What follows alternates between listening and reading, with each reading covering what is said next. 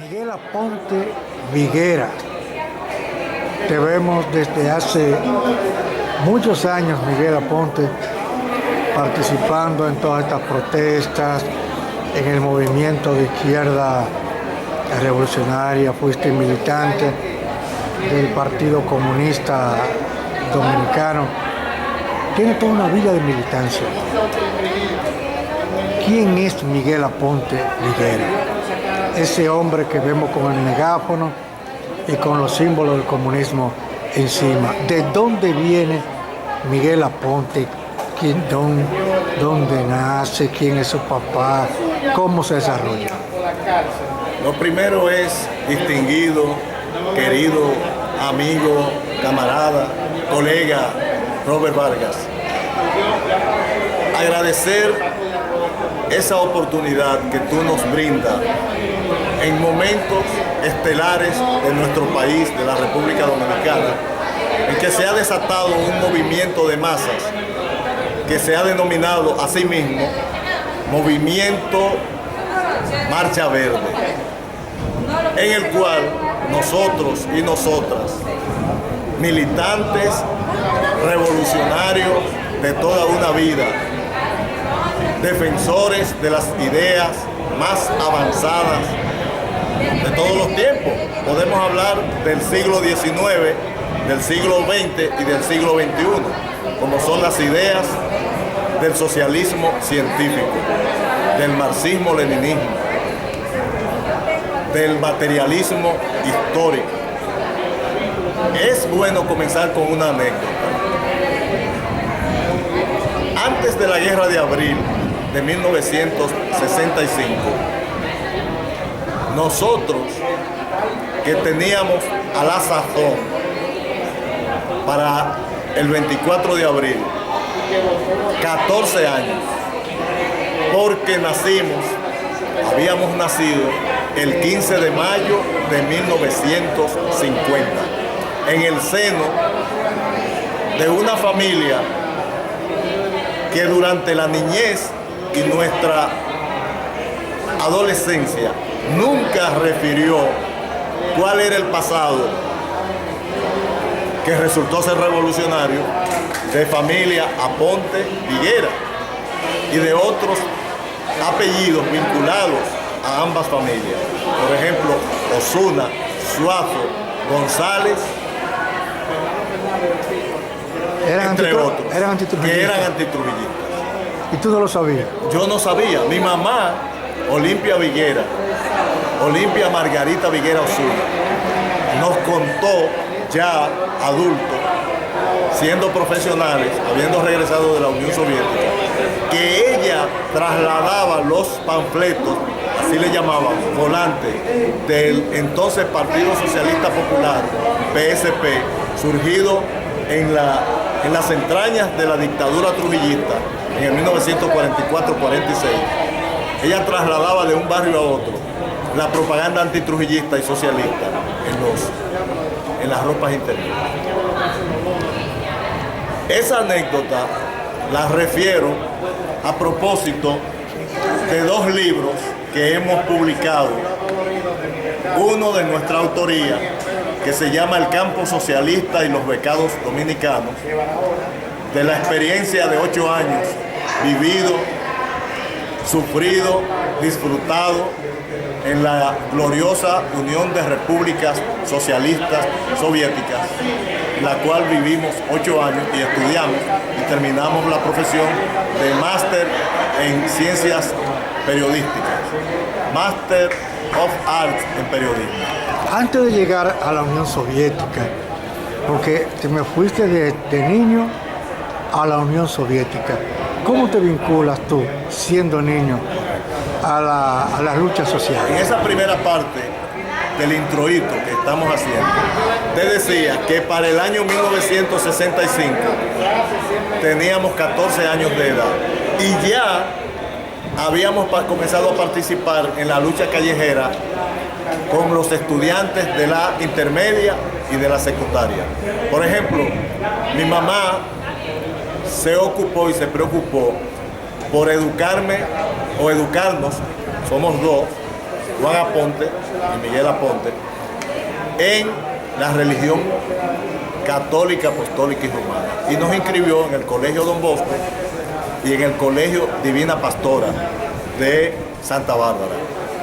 Allí nosotros comenzamos la lucha rebelde, aún en el seno de esos colegios católicos. Y participábamos en incidentes con los cascos blancos, que era la policía represiva de la época del Consejo de Estado, de esos gobiernos que duraron poco tiempo, antes de la Guerra de Abril de 1965.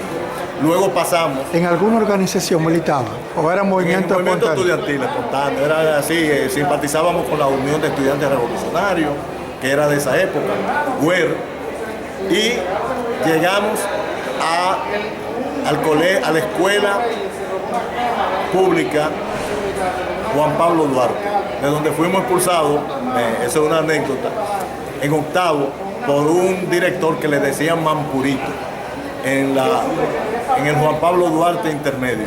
Por eso, por acciones juveniles, de protesta rebelde, y nos recibió una profesora de la escuela argentina.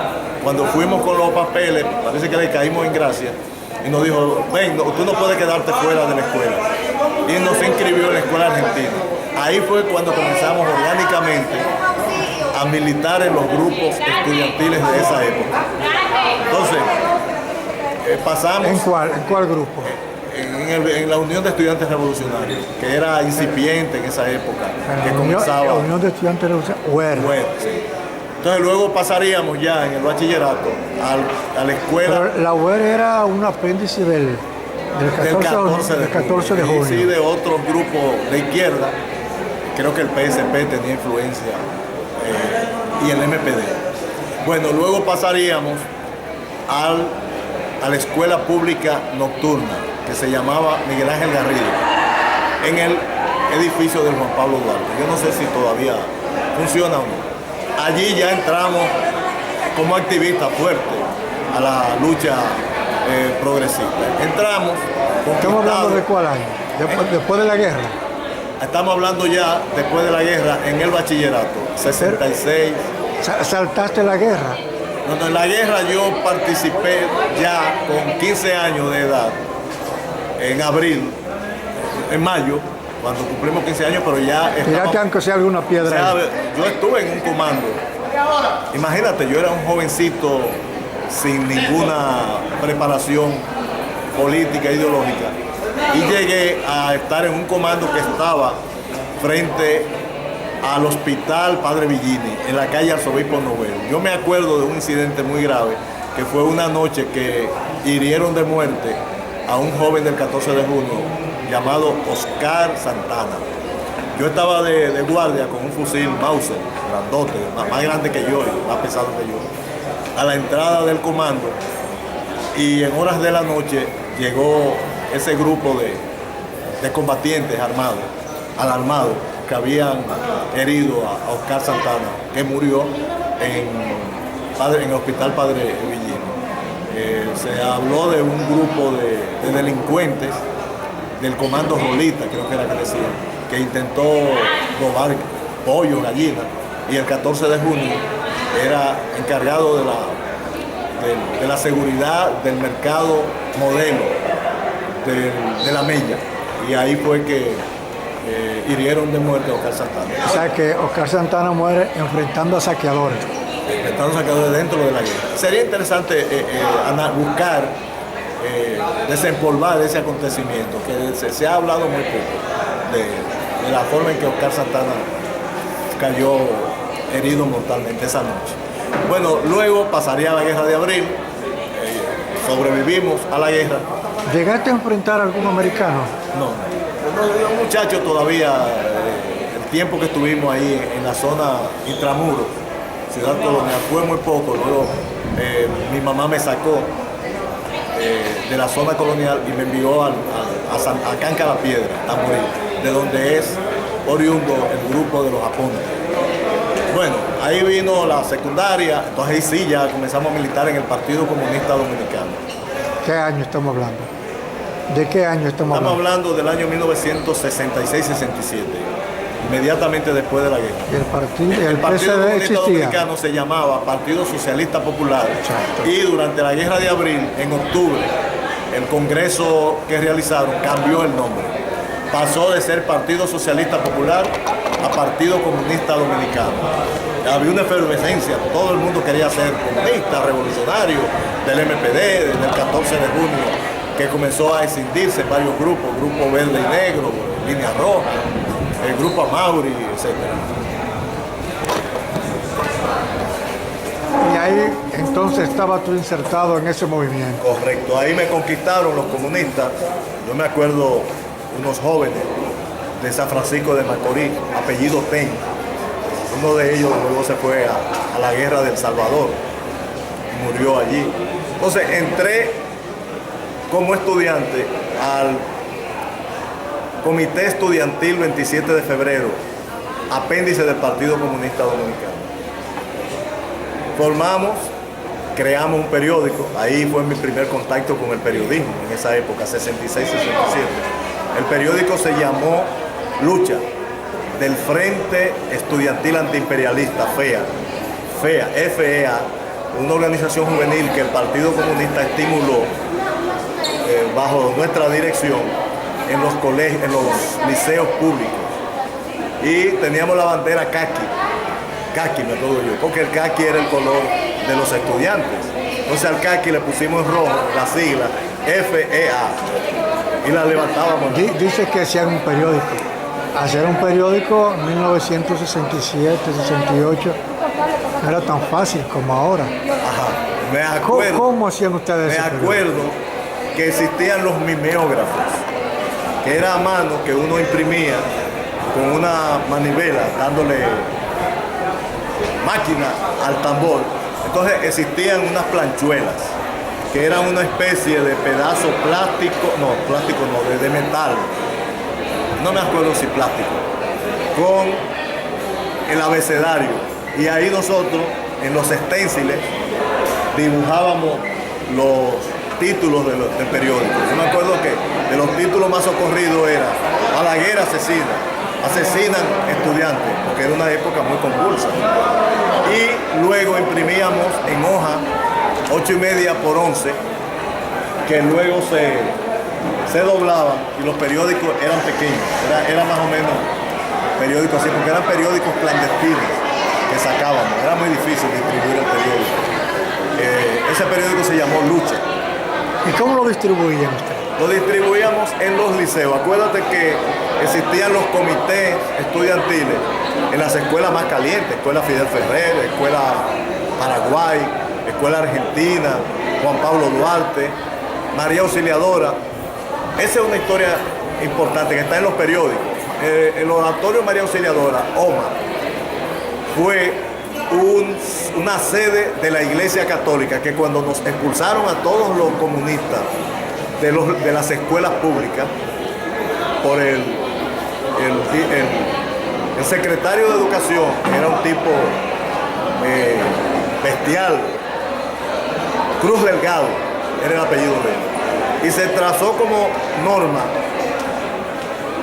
sacar a todos los comunistas de las escuelas públicas. Entonces nosotros nos expulsaron, los tipos más calientes de esa época, y nos mandaron al oratorio María Auxiliadora, anexo a la iglesia María Auxiliadora. El padre Nuncio era el que dirigía ese colegio, que era un colegio público, porque el local se le pagaba a la iglesia católica, ahí mismo adjunto a la iglesia María Auxiliadora, pero los estudiantes éramos pertenecientes al sistema educativo público.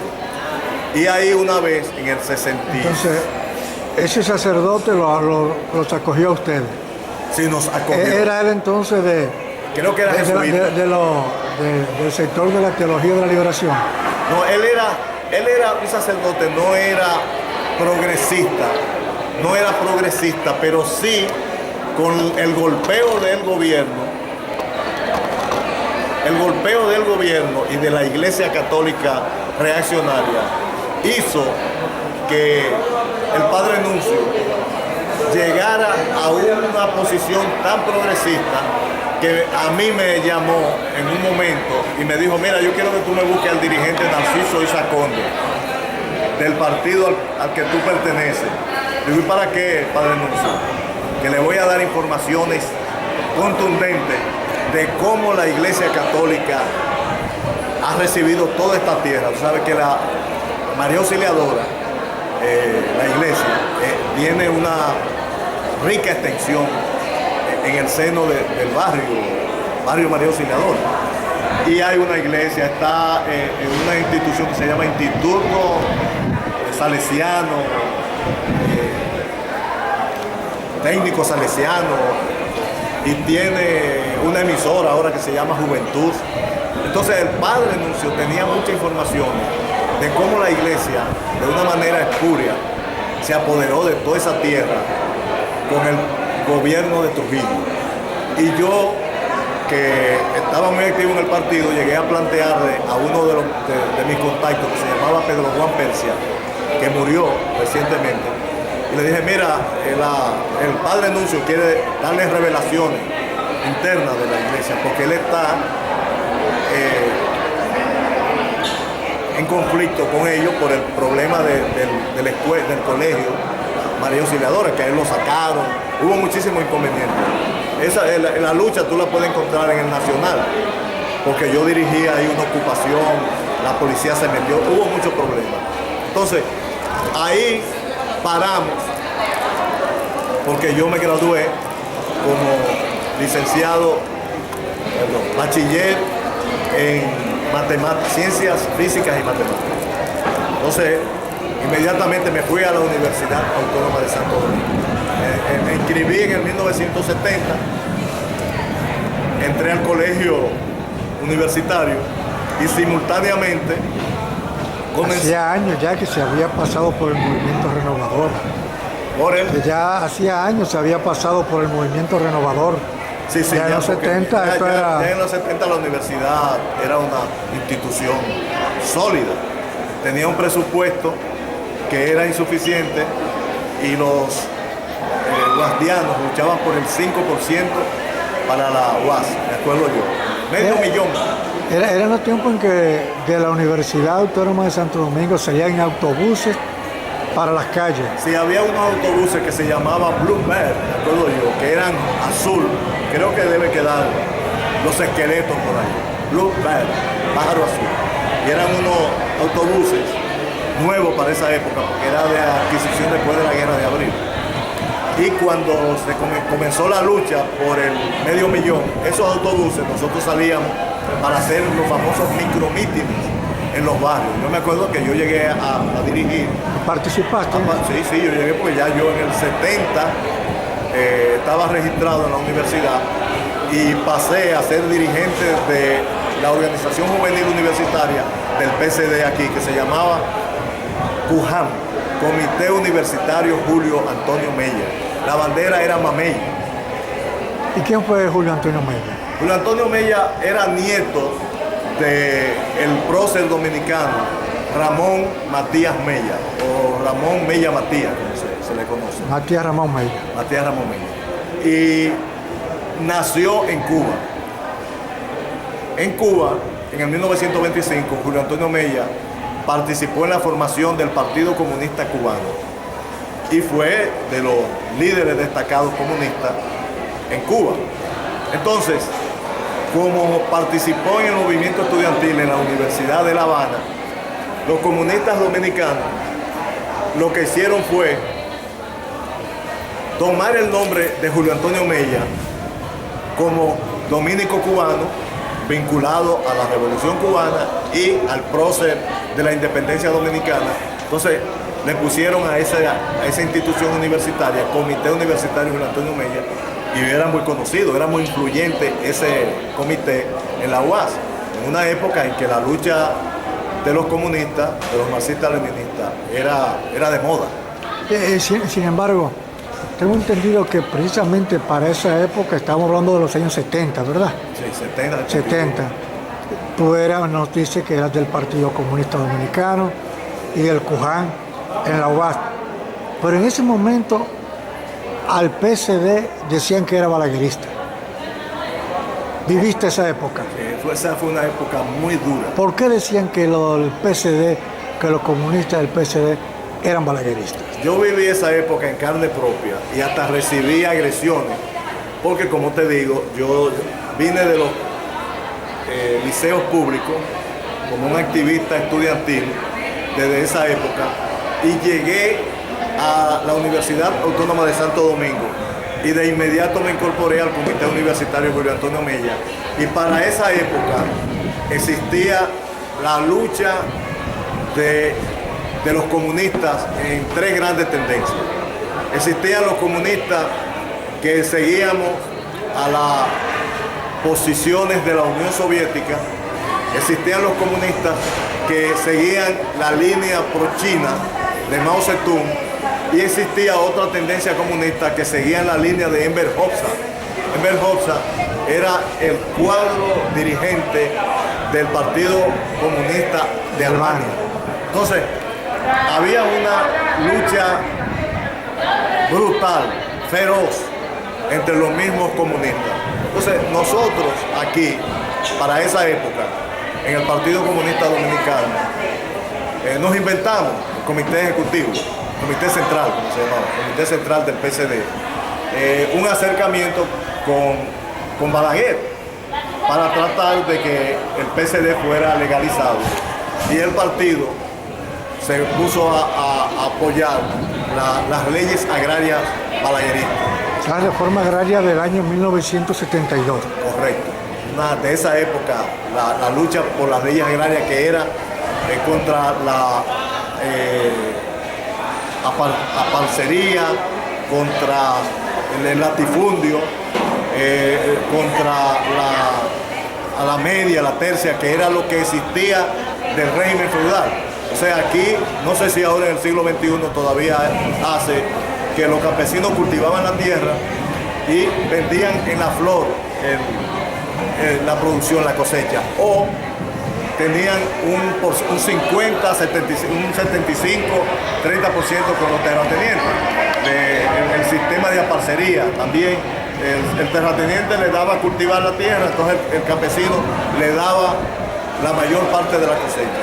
Era una explotación atroz. Entonces el Partido Comunista Dominicano quiso empujar la lucha campesina aprovechando las leyes agrarias. Entonces los otros comunistas, maoístas, enverjosistas, no entendieron eso, y lo que hicieron fue ponernos el mote del PSD balaguerista. Existía un grupo aquí que se llamaba Pacoredo. Nosotros ese nombre se lo pusimos nosotros, ¿verdad? Supuesto Partido Comunista de la República Dominicana. Y aquí hubo enfrentamiento. A mí me dieron golpes en la universidad, en enfrentamiento con esos sectores que no entendían que la lucha ideológica para ellos era entrarle a tablazo a uno. Cosa que se ve ahora en el siglo XXI con otros sectores que no son comunistas, que son pequeños burgueses. Bien. Entonces, Miguel Aponte Viguera, continuando con la historia de usted del PSD balaguerista, dice... Yo me acuerdo que hubo en Pedro Corto de San Juan de la Maguana, una ocupación de tierra de centenares de campesinos. Yo vine de la Unión Soviética, esa es otra parte que... De la Unión Soviética dejémoslo más para... Sí, pero yo vine a hacer una práctica. Yo tenía impedimento de entrada. Pero todavía no podemos entrar ahí. No, estamos en el 70 y pico. No, pero estamos hablando de los conflictos que había entre ustedes. El Pacoredo todavía tú no habías salido del país. Sí. ¿Ya tú habías salido del país? En el 73 yo me fui, por eso hay un interín. Estábamos hablando en el 72 del PSD balaguerista. Hablábamos que en el 70 tú ingresaste a la universidad. Correcto. Y formaste parte del CUJAN, Comité Universitario Julio Antonio Mella. Y que era el momento de la lucha por el 5% para la UAS. O medio millón. Perdón, del medio millón. En ese ambiente de lucha por el medio millón, la Universidad Autónoma fue invadida y murió Sagrario Díaz. Ahí yo estaba todavía, eso fue en 1972. ¿Tú participaste en esa lucha? Correcto. ¿Cómo fue tu participación? En abril de 1972, yo era secretario general del Comité Universitario Julio Antonio Mella provisional, porque el secretario general del Comité Universitario Julio Antonio Mella era el estudiante, el bachiller Danilo Pérez. Y Danilo Pérez se fue encabezando una delegación al Festival Mundial de la Juventud y los Estudiantes que se estaba celebrando en Berlín, en Alemania. Y yo iba... ¿Qué era ese festival? ¿En qué consistía? Bueno, el Festival Mundial de la Juventud y los Estudiantes, que se va a celebrar ahora en octubre en Sochi, en Rusia. Cada 4 años, la juventud del mundo y los estudiantes del mundo nos reuníamos en un país específico comunista, en Moscú, en La Habana, en Corea, y eran delegaciones de jóvenes estudiantes que el Partido Comunista escogía. Se formaba un comité nacional preparatorio. Entonces escogían a los jóvenes. Sonia Silvestre fue una de las que escogió, que ella era amiga de los comunistas en esa época, en el 72. Y otro, bueno, no me acuerdo los nombres, pero ese festival arrojó que el compañero Danilo Pérez de San Juan, estudiante de ciencia, se fuera a Alemania. Yo me quedé aquí en la UAS como secretario general del Comité Julio Antonio Mella, que después pasó a ser Fuerza Juvenil por el Socialismo y hoy se llama FJD, Fuerza Juvenil Dominicana, con la bandera mamé. Entonces, en ese momento que estaba yo a la cabeza del Comité Julio Antonio Mella, la policía, con un jefe de la policía y un jefe del servicio secreto criminales, se llamaba Caunabo Reynoso Rosario, el jefe del servicio secreto, es su jefe, el jefe era Bay Mariño. Se inventaron... Que el servicio secreto era la policía política. La policía política del Balaguerín. Aquí se escondió supuestamente un dirigente de los comandos de la resistencia que se llamaba Tácito Robles Perdomo y ahora se llama Tácito Perdomo. Se vendió a Balaguer por un dinero y fue luego el delegado del Partido Reformista Social Cristiano ante la Junta Central Electoral. Anda por ahí ese cabrón. Entonces, la policía se inventó que ese tipo estaba oculto aquí y nos tiró un cerco. Ese es uno que es regidor del Partido Reformista en el Ayuntamiento de Santo Domingo. Ese mismo. La policía se inventó. ¿Por qué tú dices que él se vendió a Balaguer? ¿Por qué? Porque él era del grupo de Amauri y supuestamente estaba escondido aquí. La policía, la UAS... Amauri, te refieres a Amauri Germán Ariste. Amauri Germán Ariste. De los comandos de la resistencia. Le decíamos los cubanitos. Amauri Germán Ariste. Entonces, la UAS no tenía muro como ahora. Y tú podías entrar y salir por donde quieras. La policía tiró un cerco y nosotros estábamos en el alma mater, todos los grupos estudiantiles de esa época, Fragua, el BRU, el Comité Julio Antonio Mella, y la policía presentó un ultimátum al rector, que era Yotin Curi, para que entregara a Tácito Robles Perdomo. Entonces el rector dijo, no, ese hombre no está aquí, yo no tengo noticia de eso. Entonces la policía pasó a ocupar la UAS. Entraron por delante y por detrás. Cuando estábamos en el alma mater, dieron órdenes de disparar. Y ahí comenzó el tiroteo. En el sitio donde cayó Sagrario Díaz, estaba yo ahí mismo ese día. Y me acuerdo yo que en el alma mater había una puerta y un sanitario en el lado derecho, de aquí para allá, donde cayó Sagrario.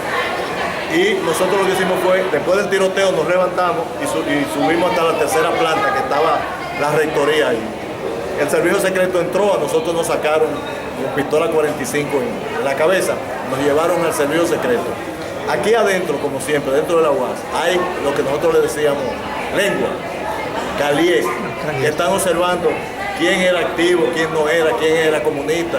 Entonces, en el servicio secreto nos llevaron a un cuartico a los dirigentes de las organizaciones y había lo que se llamaba espejo mágico en esa época. Un espejo mágico era un pedacito de un espejo que tú ponías del lado opuesto del espejo a los caliés o lengua de aquí de la UAS y a los dirigentes de frente.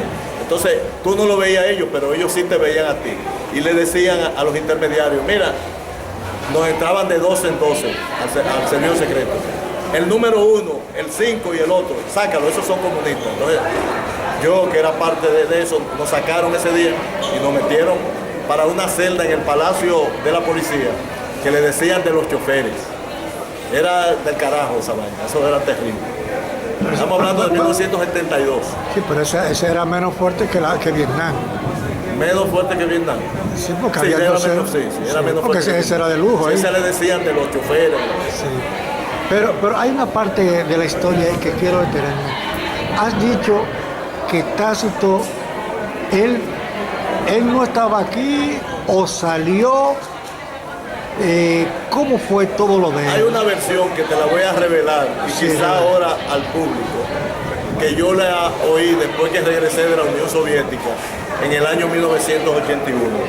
Se dice que Tácito Robles Perdomo salió ataviado de mujer de la UAS y que salió en un vehículo del rector de esa época, que lo metió en el maletero y que lo sacaron antes de que la policía hiriera mortalmente a Sagrario y tirara el cerco que arrojó varios compañeros de nosotros del PCD heridos. Por ejemplo, yo recuerdo a mi compañero pintor, Pedro Seleme, herido en un brazo, ahí en el alma mater, cuando el tiroteo.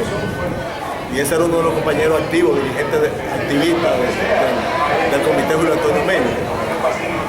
Y a nosotros nos hicieron expediente, a los dirigentes, luego de la masacre. Tácito Robles Perdomo parece que estuvo aquí. Sería bueno preguntarle a él, porque ese tipo anda por ahí todavía. ¿Por qué te refieres a él diciendo ese tipo?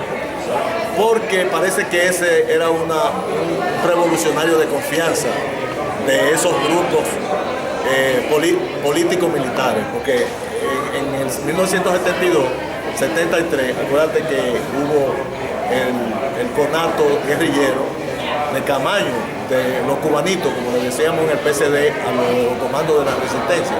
Teníamos un choque frontal con ellos, porque luego se supo, en los libros que ha escrito Narciso Isacovia, que ha hecho revelaciones de cómo con esos grupos de los comandos de la resistencia hubo diferencias, porque el PCD le planteó en esa época a Camaño, está en las revelaciones de los libros, que no había condiciones para un movimiento guerrillero, que Camaño debía irse a Vietnam, aparecer allá, hacer una proclama pública y regresar al país para la lucha política legal. Y Camaño no Sin embargo, algunos de esos grupos son considerados hoy, a la fecha, estamos hablando hoy, estamos 3 de septiembre del año 2017, algunos de esos son considerados héroes nacionales. Por ejemplo, de los comandos de la resistencia, Amaury, Virgilio, La Chuta, que cayeron en el kilómetro, allá en la autopista de las Américas, en las cuevas. Eran héroes, ahora se les considera héroes nacionales. Incluso el 12 de enero es considerado el Día Nacional de la Resistencia. Y me dice que Tácito Perdomo pertenecía a ese segmento. Entonces, para él ser considerado un héroe, debe estar muerto. No, yo no voy a entrar en la discusión ideológica que teníamos en esa época, pero ahí está. Es importante entrar en eso. Ahí está la colección del periódico El Popular, que era el periódico clandestino, pequeño, que distribuíamos. Yo era de los que compaginaba el periódico clandestinamente con los compañeros del PCD, y ahí está reflejada la lucha ideológica entre el Partido Comunista Dominicano y el grupo de los cubanitos, de Amaury y Germán Aristi, que para esa época no se comprendía muy bien la hazaña revolucionaria de los comandos de la resistencia. Teníamos diferentes, como ahora tú vas a encontrar a Narciso Isaconde junto con Iván Rodríguez, junto con Almanzar, que es próximos de esa época, pero teníamos diferencias, porque ellos eran del Partido de los Trabajadores Dominicanos, PTD, Pero y ahora, de la línea roja del 14 de junio, que teníamos diferencias. pero ahora- ahora usted va y le rinde tributo a Correcto. aquellos que usted enfrentó. Porque Explíqueme eso, El ¿cómo se tiempo puede hacer? cura las heridas. Si antes éramos contrarios, enemigos, antes nos tirábamos hasta tiros. Aquí hubo una época en que a nosotros nos tiraron muchísimos tiros y hasta se sacrificó la vida de un estudiante de apellido Fadul en el colegio universitario, porque la diferencia chino-soviética era a tiro. Aquí al MPD le entraban a tiro el Pacoredo. El Pacoredo nos entraba a tiro a nosotros, el PCD. Y hubo hechos terribles, porque se malllevó la llamada lucha ideológica. Aquí se impidió que Pablo Neruda viniera a nuestra querida universidad, porque el Pacoredo decía que Pablo Neruda no tenía acceso aquí, porque era un agente de los soviéticos.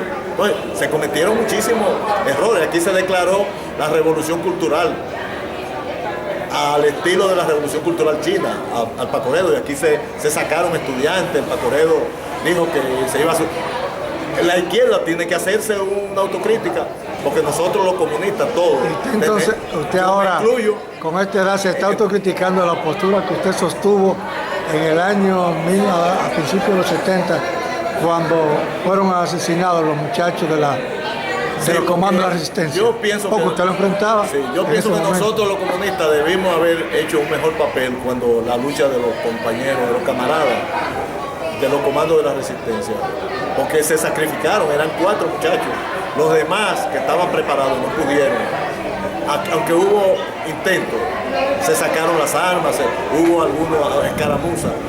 Pero si aquí el movimiento de izquierda hubiese tomado otra actitud, pero estaba la posición de nosotros, del PCD, que decíamos, no, esta guerra no es de nosotros. Camaño llegó y a Camaño se le dijo que no viniera. Entonces, Pero usted también, que en ese momento era dirigente estudiantil en la universidad, cuando llega a Camaño, usted tampoco hace nada.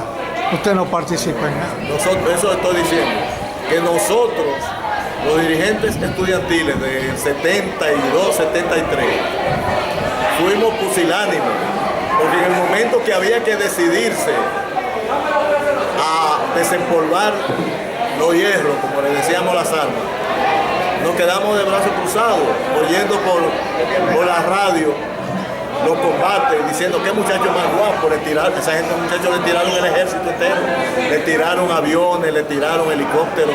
Los norteamericanos, desde los satélites se dice que lo monitorearon. Entonces, lo importante es que ustedes se cruzaron de brazos. Sí, yo creo que la izquierda... No fueron revolucionarios. La izquierda nos cruzamos de brazos, y eso es un momento que habrá que decirle a los compañeros que eran los cabecillas principales. Yo era dirigente medio. Los cabecillas de esa época eran José Israel Cuello, Narciso Isaconde, Carlos Dorey Cabral, Julián Peña, algunos de ellos también. A los que tildaban de balagueristas. A los que tildaban, pero que decíamos que nosotros no éramos balagueristas, que nosotros lo que éramos comunistas, que estábamos haciendo uso de las leyes agrarias de Balaguer para empujar el movimiento campesino hacia la alianza obrero-campesina y acercar la revolución democrático-burguesa. Porque aquí los comunistas hemos dividido en 2 etapas la lucha revolucionaria, que creo que todavía en el siglo XXI hay grupos que están en eso.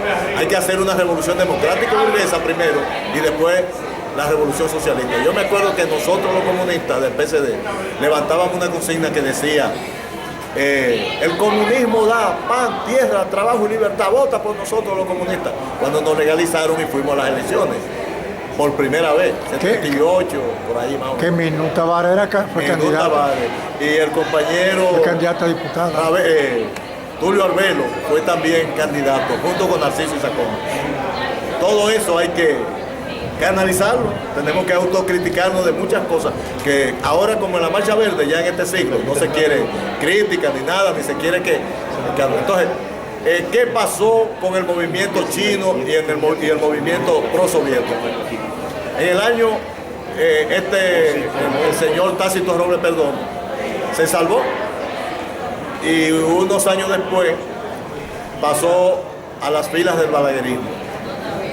Inexplicablemente se cambió el nombre, ya no sé si llama Tácito Robles Perdomo, sino Tácito Perdomo. Y sin embargo ahora, varias décadas después, Narciso, que era el líder del PSD en ese momento, es más radical.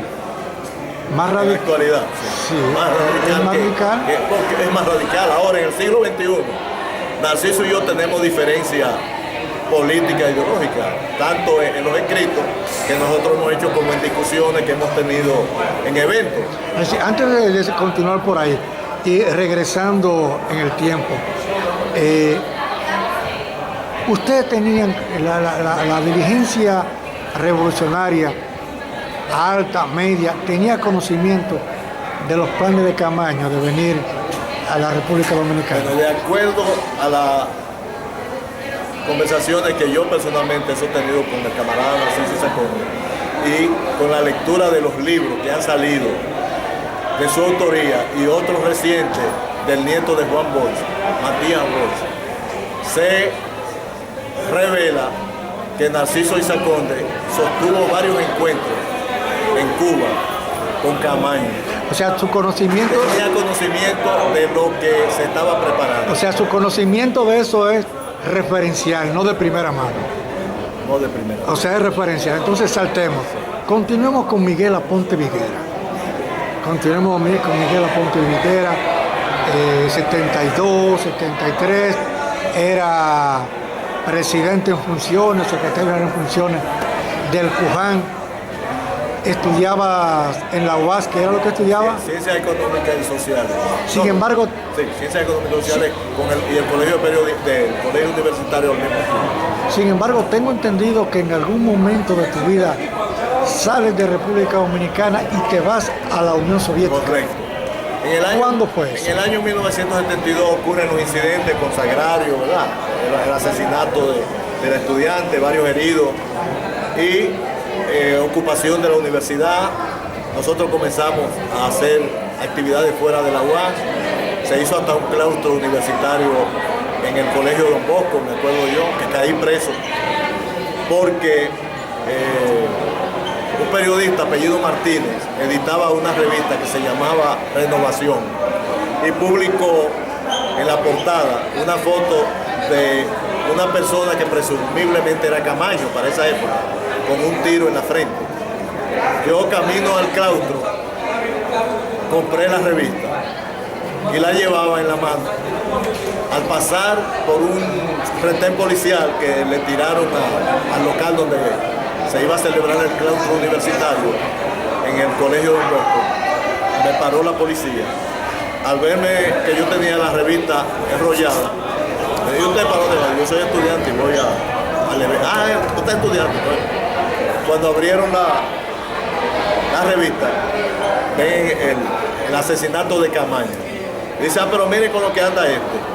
Entonces, eso originó que me confiscaron la revista, me retuvieron un tiempo ahí, hasta que un oficial apareció y me dejaron ir. Entonces, como delegado, yo participé en el claustro. Un tiempo después, Balaguer entregó la universidad. Nosotros, como Comité Universitario Juan Antonio Mella, teníamos un local, el FUS del PRD tenía otro, lo que eran los sanitarios que son los sanitarios otra vez aquí, del Alma Mater. El local de nosotros estaba en el antiguo sanitario de la derecha y el del FUS estaba en el de la izquierda. Ahí estaban los decanos, que eran los dirigentes, Miguel Antonio Decán, me acuerdo yo, Florencio Flores, etc. Y nosotros que estábamos de este lado. Ahí, cuando la policía entró y ocupó la universidad, todo el archivo que teníamos nosotros, con fotos, la policía lo incautó, la policía política, que era el servicio secreto, y se llevaron todos esos documentos. Quién sabe todos los datos que uno tenía ahí. Yo mismo tenía una colección de fotos de muchos de los eventos. Pues yo siempre he sido fotógrafo profesional y desde esa época tenía cámara y guardaba muchísimas fotos. Entonces, la universidad siguió su curso, su desarrollo, ¿verdad? Movilizaciones en la lucha por el medio millón, etc.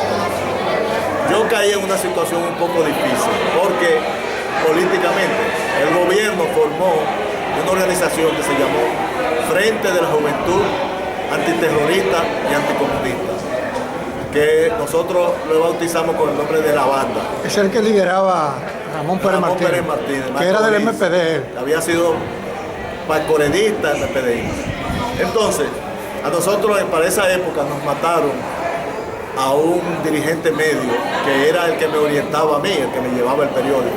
Se llamaba Arsenio Rosario Alberto. Él vivía en Hermano Pinzón, por ahí en Villa Consuelo. La banda lo mató un tal Carabina. No me acuerdo de eso, de esa época. El panegírico fui yo quien lo pronunció en el cementerio. Y la novia de él, como es la vida, iba a ser una periodista conocida en el futuro. Dania Gori, era la novia de ese compañero. Yo me acuerdo que ella se fue en llanto, se deshizo en el sepelio. Y el panegírico yo fui que lo pronunció sobre una tumba.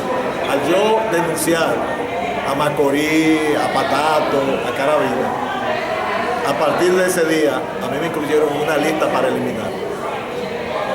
Entonces yo vivía en el Sánchez Payá, donde vivo todavía, y me pusieron una posta de la banda. Un vecino que conocía a algunos de los integrantes, mientras yo estaba dentro de la casa, pues me dijo, mira, tú tienes que irte ahora mismo, porque ahí en la esquina tienen 3 tipos, y uno de ellos de la banda, los otros puede ser que sean que te están esperando a ti.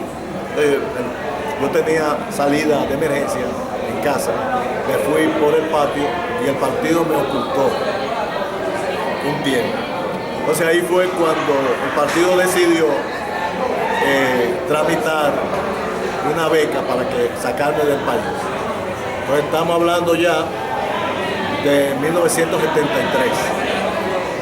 En 1973, Julián Peña y Mario Sánchez Córdoba, que eran los que estaban a la cabeza de la política de beca del partido, me piden todos mis documentos. Yo se lo entrego de una de las novias mías, que todavía es mi esposa al día de hoy. Y entonces nos sacan del país a los dos. A ti y a tu esposa. ¿Cuál es el nombre de ella? Yo me casé un día, Sonia Marina Cabrera. Yo me casé un 29 de agosto. Y el día 30 viajamos hacia Unión Soviética con 2 pasajes. Un pasaje oculto porque había que salir clandestino de España. En España hubo un movimiento de Franco, porque en esa época era la dictadura franquista y tuvimos que salir corriendo de ahí, coger el avión para Holanda. En Holanda duramos 3 días y de Holanda entonces pasamos en Aeroflot a Moscú. ¿Y salieron de aquí con su nombre o nombre? Con el nombre, pero salimos con el cuento en migración de que íbamos para España. El otro pasaje estaba oculto, porque no se podía presentar. Pero no había relaciones. No había que ir a buscar, los pasaportes decían, creo que tengo uno aquí. Este pasaporte no es válido para viajar a China, a Cuba. Dice, este es un pasaporte, mi primer pasaporte. Dice, este pasaporte no es válido para viajar a Cuba, China comunista, Rusia y demás países satélites de la órbita soviética.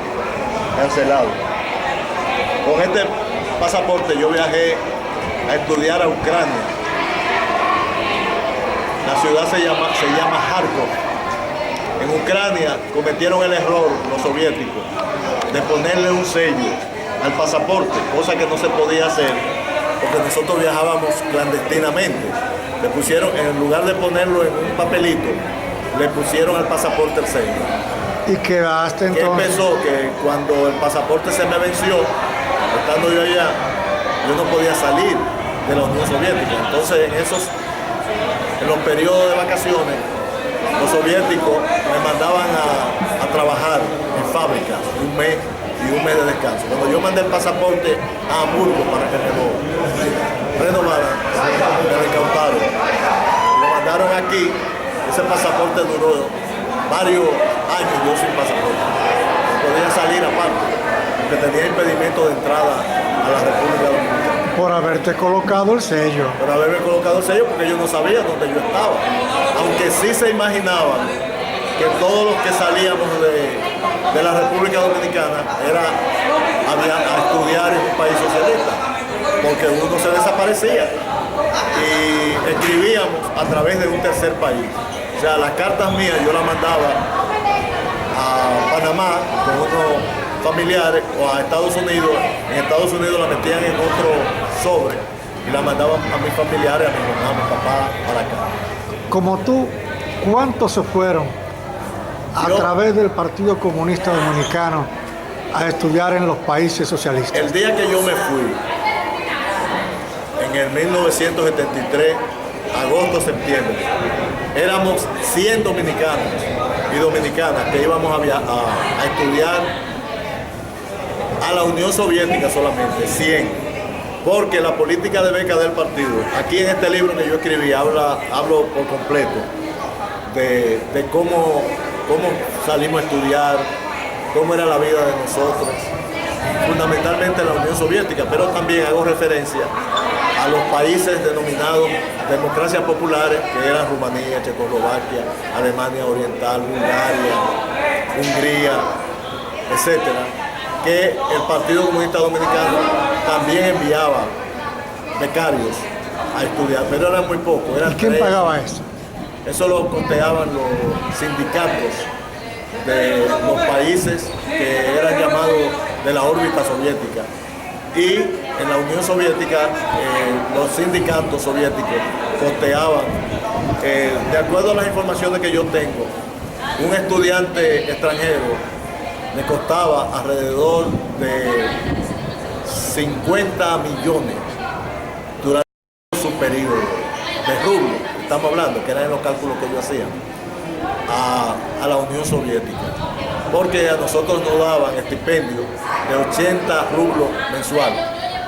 Nos pagaban todo. El estipendio era una ayuda. Sí, el estipendio era una especie de auxilio en rublos que nos daban a cada estudiante individualmente para el sostenimiento, la comida, el transporte, la atención médica era gratuita, la educación superior y técnica era gratuita, los libros gratuitos, la habitación. Nosotros vivíamos en residencias estudiantiles, tipo la que tiene, claro, no se compara, la Universidad Autónoma de Santo Domingo en el quinto centenario.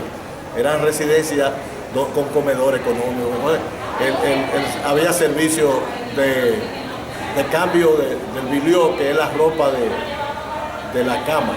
Cada 15 días nos cambiaban la sábana y lo de la almohada, cubre almohada. Nos daban la ropa de invierno. Cuando uno llegaba nos abastecían con el paltó. El paltó era un abrigo especial porque el frío de la Unión Soviética o de Rusia es terrible. Yo viví en una ciudad que hoy se llama San Petersburgo, pero en la época socialista se llamaba Leningrado, que está al lado de Finlandia, cerca hacia el Polo Norte. Tiene una época que se llama Noches Blancas, de junio a julio, que el sol no se oculta y no se prenden los bombillos. A las 24 horas tú puedes leer un periódico, un libro en la calle, porque el sol ilumina por completo, y eso es bellísimo, eso no se compara con nada. Entonces, ¿Por qué, con cuál propósito los soviéticos hacían eso, de invertir tanto dinero? Ideológico, claro está. Primero, aquí yo tengo un facsímil de lo que se llamó el programa de becas, un manual para el estudio de los dominicanos en la Unión Soviética, no en los países socialistas, solamente en la Unión Soviética. Ahí está, eso fue traducido del ruso y otra parte escrita por dominicanos. Ahí dice que a ningún dominicano o dominicana se le obligó a militar en el Partido Comunista, a pertenecer a una de las organizaciones soviéticas o comunistas para darle una beca. Ni se le obligó tampoco, después de graduado, a nada por el estilo. La única condición que ponía la Unión Soviética y el PSD era que una vez que usted se graduaba, tenía que pedir su pasaje, que nos lo daba la Unión Soviética y venir para acá, a aportar su conocimiento al país. No le obligaban a nadie a ser del partido o de cualquier organización. Un dato curioso es, yo tengo una cifra aquí, 2.500 dominicanos egresados de Unión Soviética y de los demás países socialistas. De esos 2.500, yo creo que ni un 2% es comunista ni se interesó por el partido. Vinieron, hay muchos por el contrario que son anticomunistas o que han llegado al colmo de limpiar su diploma ingresando a una universidad dominicana. Y por ejemplo, aquí hay uno, Manuel Robles, que es de los líderes del movimiento verde, que él no le dice a nadie que él estudió en la Unión Soviética. Yo ahorita, hablando con él, le hablé en ruso y le dije, pero tú estudiaste por allá, tú debes tener una actitud diferente. Así como él, hay muchísimos que ocultan que estudiaron en un país socialista. Yo no sé si militaron nunca en alguna organización comunista, pero a muchos no les interesó. Contrario a mí, yo terminé mi profesión en el año 1982. Llegué al país y fui apresado en el Aeropuerto Internacional de las Américas durante el gobierno de Jorge Blanco. ¿Cuándo llegaste? Cuando llegué. ¿Por qué? 1900. Porque es la misma vaina. Porque ya pero ya las leyes anticomunistas habían sido derogadas. Ajá, eran 6, 70 y 71. 6, 70 y 71. Que a mí me la aplicaron. Yo estuve preso en La Victoria cuando Balaguer, un mes preso por propaganda comunista antes de irme a la Unión Soviética. Entonces, cuando regresé, incluso ya se había otorgado la amnistía. Ya se había otorgado, correcto. Se abrieron las puertas para regresar a todos los exiliados. Todo eso le alegué yo al DNI, que fue quien me interrogó en el Aeropuerto Internacional de las Américas, me acuerdo yo, en un cuartico, y yo le decía, pero ¿por qué rayos a mí me detienen? Yo soy un profesional.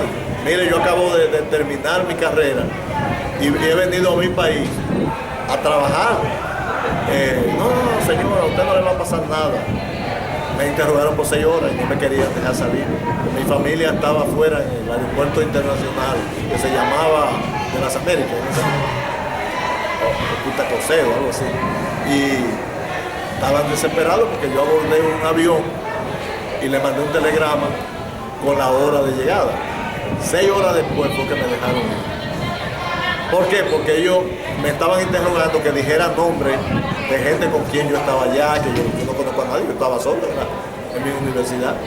Entonces ahí se paró el interrogatorio, ya que ellos querían que yo diera nombre. Y yo todo el tiempo sostuve que yo estaba solo en esa universidad, que yo no conocía a nadie. Sin embargo, ya llegaste a la República Dominicana. Junio de 1972. Junio del 82. Si ya estaba Jorge Blanco. Sin embargo, Aponte Viguera, algo ocurrió contigo allá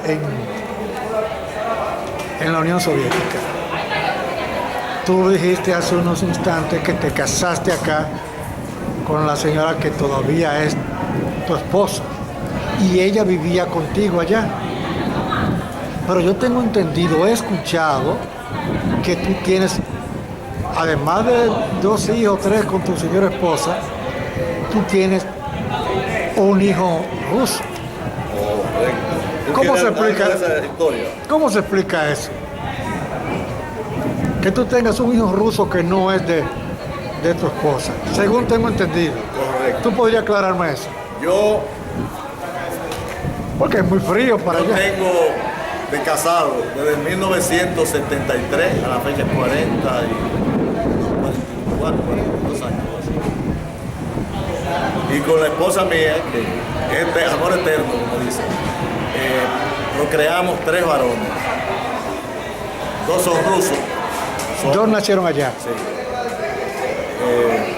Pavel y Lia.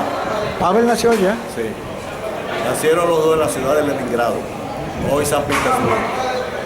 El tercero nació aquí, ese es el más joven, Reinaldo Arturo Aponte. Es el que anda en la marcha. Era del movimiento La Multitud y fue de lo que organizó la otra feria, el Zapatazo. Los 3 han sido seguidores de la línea de los Viguera y de los Aponte. Hay uno de ellos que es cineasta. Sí, ese es Iliad, ese es actor. Ese está actuando en telenovelas y en películas en Colombia. Sí, Vive porque... en Brasil. Tiene ya más de 5 años en Bogotá. Sí, un rubio elegante, hermoso. Sí, ese es un muchacho, un tipo. Ni en nada se parece a ti. Correcto. Y los otros dos están ¿Cómo aquí. explicar eso? Son diseñadores de libros, son los que me diseñan los libros, los periódicos. Son muy buenos. Hay uno que está terminando la universidad ahora aquí, que es el más joven. Yo tengo un hijo ruso entero, vamos a decir. Ese se llama Pavel Miguelovich, Latip. Hoy resultó que yo me quedé solo un año, mi esposa terminó primero y yo me quedé solo. Entonces allí, solo, en el frío del invierno ruso, pues conocí una rusa y las rusas, que eran mujeres muy liberales, le interesó. Yo, como soy activo aquí, en Rusia yo era activísimo. Yo fui el presidente de la Asociación de Estudiantes Latinoamericanos en Leningrado. Hacíamos actividades para recabar dinero y mandarle mandarle comida, mandarle a los chilenos que habían sufrido el golpe de Estado de Pinochet en 1973, a los compañeros salvadoreños, Farabundo Martí, a los sandinistas. Hacíamos lo que se llamaba, yo creo que ya no se llama, Sábado Rojo, trabajo voluntario en fábrica. Yo organizaba con los estudiantes latinoamericanos y ese dinero se les compraba medicina y se le mandaba a esos pueblos indígenas. Entonces ahí parece que esa rusa le interesó el dominicanito y salió embarazada, un varón. Salió embarazada. Yo terminé. Tú eres pez, entonces como... O sea, ella se interesó, no el dominicanito se interesó en la rusa. Se interesaría como un padrote, él como un padrote. Ella me dijo, ella quedó embarazada, no me dijo nada. Ella terminaba la profesión, parece que tenía el interés de tener un hijo. Entonces, ¿qué pasó? Que cuando yo llegué al país, me mandó una carta diciendo, mira, Aponte, yo quedé embarazada de ti, tú no tienes ningún compromiso conmigo. Nosotros tenemos todo asegurado aquí, en este país socialista. Es un varón y ese hijo va a crecer. ¿Y lo conociste? Sí, él vino recientemente, ya tiene 32 años, algo así. Vino a conocer a su papá. Vino a conocer a su papá. ¿Y cómo lo recibió tu esposa? Normal, lo recibió en la casa, como ella habla ruso, se encontró lenguaje común con él para practicar el ruso, se encariñó con el muchacho. El muchacho es egresado de la Universidad Rusa Bielorrusia, se llama, porque él es de Bielorrusia. Bielorrusia todavía, el socialismo está intacto, no, pero existe, el Partido Comunista es fuerte, las estatuas de Lenin están allí. Entonces el muchacho tiene la nacionalidad rusa, bielorrusa. Así como tú que tuviste un hijo en esa circunstancia en la Unión Soviética, ¿ocurrió eso mismo con otros dominicanos? Hay muchísimos dominicanos que se casaron con rusas, las trajeron aquí. Algunos han tenido la suerte de tener un matrimonio permanente, pero otros no. Usted sabe lo que es traer una rubia, ojos azules o verde, hermosísima, de pelo lacio, y meterla en la cañita a bañarse con un jarrito de agua. Eso pasó con algunos compañeros y las rusas no resistieron eso. Venir de un país desarrollado que estaba construyendo el socialismo a las cañitas. Yo tengo vivencia de compañeros que metieron rusas y tenían que salir a buscar una lata de agua para bañarse, no resistieron. Al poco tiempo, con todo hijo o hija, se fueron las muchachas. Los hombres se han casado con otras dominicanas. Hay algunos rusos que se casaron con dominicanas. Hasta una vietnamita llegó aquí. Un dominicano se casó con una vietnamita, que era una combatiente guerrillera que fue a estudiar a Moscú. Y creo que, no sé el rastro, pero ella estuvo por aquí durante un tiempo, unos años. No sé qué ha pasado con ella. Entonces que nosotros constituimos aquí una asociación de profesionales egresados de los países socialistas. AECEPAS se llamaba. Sí, antes de eso, tu esposa terminó un año antes que tú. ¿Qué estudió ella? Esa es otra historia. Mi esposa tiene una profesión que es muy extraña para una mujer. Ella estudió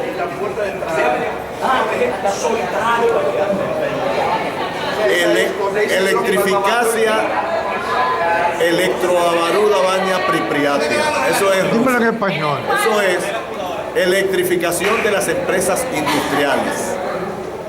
Cuando ella terminó su profesión, un año antes que ella vino con los dos, no, vino con yo había traído a Ilia. Me habían quitado el impedimento de entrada. Yo llegué, lo traje, se lo entregué a los abuelos. Él hablaba solamente ruso. Tuve que preparar un diccionario. Cuando el muchacho le decía a los abuelos, abuelo, galotni, yahachú, malacó. Abuelo, tengo hambre, quiero leche. En ruso, malacó, es leche. Ella tenía que ir al diccionario, que yo se lo dejé en una pancarta, escrito en letra de molde.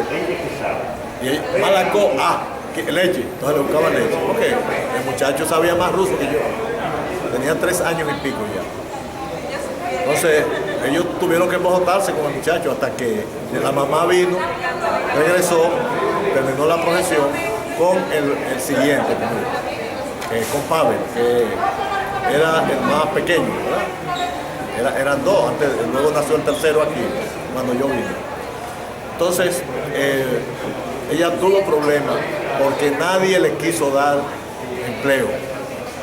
Ella fue a la Falcon Bridge, porque alguien le recomendó y le dijo, vete a la Falcon Bridge, que ahí hay muchos aparatos que hay que electrificar con la bolsita. Y la muchacha, con toda la esperanza y deseos de trabajar, se fue a la Falcon Bridge. Le pidieron todos sus documentos, ella le sacó fotocopia y se lo entregó. Venga dentro de un tiempo. Y la pusieron a la vuelta La marearon, como se dice ahora.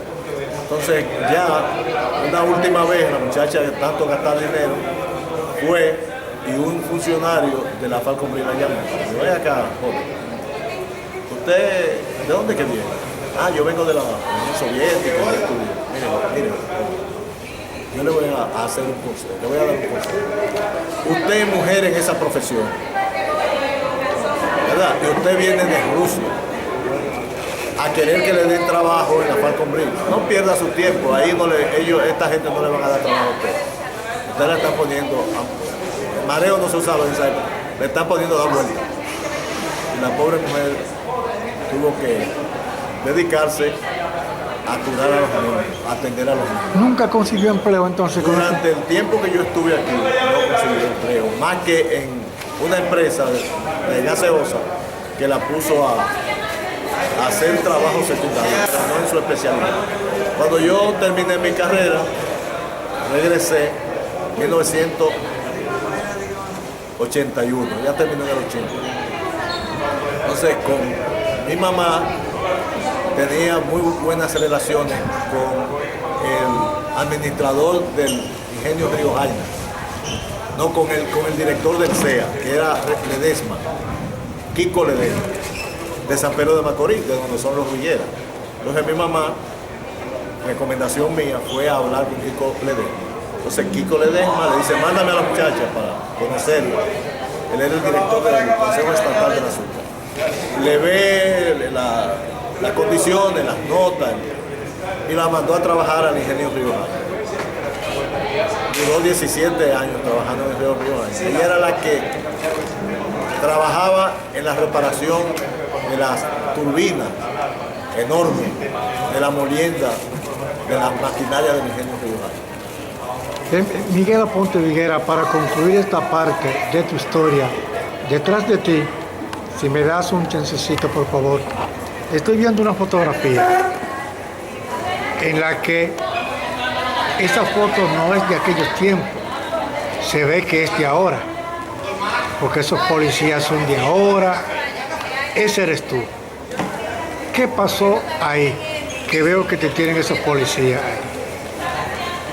Bueno, vamos a hacer un salto histórico, Sí, dialéctico. esto es para continuar en una segunda parte luego. Esto ya en el siglo XXI. Sí, porque luego tendremos que hablar de la guerrilla en El Salvador, de Luna Cornelio y de otros. Del periodismo. Del periodismo, si has trabajado periodismo o no acá, pero será en otra entrega. Eso está en el siglo XXI. Estamos 17 años del siglo XXI, del 2000. Todavía estamos esperando que venga Cristo. 2017 años. Que no llega, ojalá y termine de llegar, ¿verdad?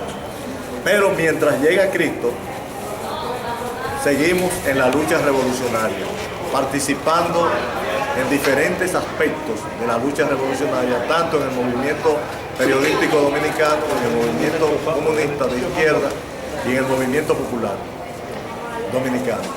Ese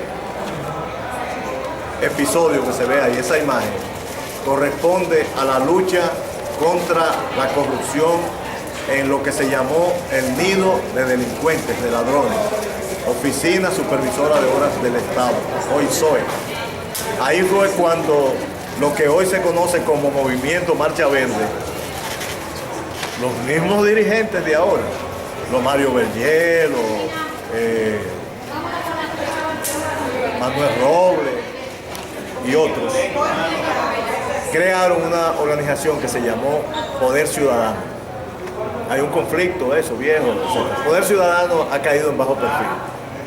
Pero en ese momento, Poder Ciudadano era lo máximo en la dirección de la lucha popular contra la corrupción.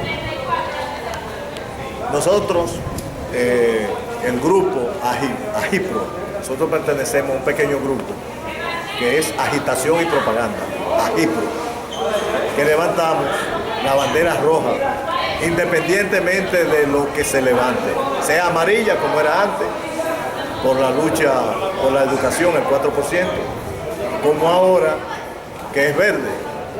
Nosotros somos intransigentes, nosotros creemos que la clase obrera que debe ir al paraíso, pero no al paraíso futuro, sino al paraíso en la tierra, en alianza con los obreros, tienen que construir la nueva sociedad socialista. Por consiguiente, somos intransigentes. Nosotros creemos que la única salida que tiene el mundo es barbarie o civilización. La civilización es el socialismo y el comunismo, y la barbarie es el capitalismo. Por eso somos intransigentes con el color rojo, con la hoz y el martillo, con Lenin y con Marx. Ahí en la hoy SOE, eso fue en noviembre del año pasado. Nosotros llevamos nuestra bandera roja, como tú puedes ver ahí, a mí me tiraron un cerco. Esa bandera roja que está ahí, todos esos policías, me estaban cercando a mí, que estaba dentro del área acordonado por la policía frente al nido de ladrones, que es la hoy SOE, que está a la derecha, y el otro nido de ladrones que está a la izquierda, que es el Palacio Nacional, sede de Dañino Medina y de Ladronel Fernández, los ladrones del PLD. Ahí se estaba tirando consigna fuerte, dura, y había un sector de este lado, de la barricada, que no lo estaba dejando entrar la policía. Cuando la policía decidió romper la manifestación, a mí fue que me agarraron y me sacaron del lado que yo no estaba empujando para entrar. O sea, pero seguro estaba con el megáfono. Pero estaba con un megáfono. Porque eres un agitador. Por ahí anda el megáfono, me lo rompieron. Entonces, a mí me mandaron oficiales de la policía. Y ese que me sacó a la fuerza, me dijo a ese coronel, que ahora es de la seguridad de aquel lado, de Santo Domingo Este. Y ya yo me lo encontré vestido de civil. Tiene el apellido ahí, en la solapa. No me acuerdo cómo se llama. Pero ese que más o menos como que me conocía, yo le había regalado un libro de esto, Campo Socialista en el lado. No quería accionar contra mí. Y él te dijo, déjamelo a mí. Y salió de aquel lado y me metió una llave y me forzó. A mí me dio yo tengo un bloqueo eléctrico en el corazón, que he vivido con esa vaina, no sé hasta cuándo estaré vivo. Y ahí la presión arterial se subió a todo lo que... Él logró sacarme, porque yo estaba aferrado a la baranda. Y ahí me tuvo que atender una doctora que era parte del movimiento Poder Ciudadano. Entonces, como tú puedes ver, la bandera roja sola sale en algunos sitios. Por ejemplo, con los cañeros. Nosotros hemos apoyado la lucha de los cañeros con una bandera roja frente al palacio. Con los controladores aéreos. Nosotros hemos apoyado la lucha de los controladores aéreos frente al palacio presidencial. Esa cena y el zapatazo fuimos nosotros que ayudamos a organizar. Allí estamos con combatientes de la Guerra de Abril en la conmemoración del 51 aniversario de la Guerra de Abril. O sea, la cuestión es que sigues activo. Seguimos en el siglo XXI, activos. Comenzamos en el siglo XX, en la Guerra de Abril, después de la Guerra de Abril, combatiendo los 12 años de Balaguer, combatiendo los demás gobiernos espurios del PRD, de Balaguer nuevamente. Pero esa parte vamos a dejar porque tenemos una historia que contar desde el año 1982, cuando regresaste, hasta la fecha, año 2017. Gracias, Miguel Aponte Viguera.